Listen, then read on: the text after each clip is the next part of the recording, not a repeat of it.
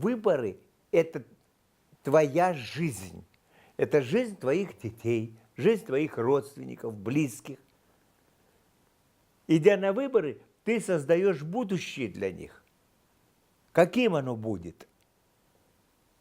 А будет оно таким, какое ты выберешь правительство, власть и управляющих страной. Естественно, я пойду обязательно голосовать. И каждый нормальный, здоровый человек, обладающий правом выбора, должен пойти и проголосовать. Выборы – это в первую очередь ваша личная честь, достоинство и ваша слава даже.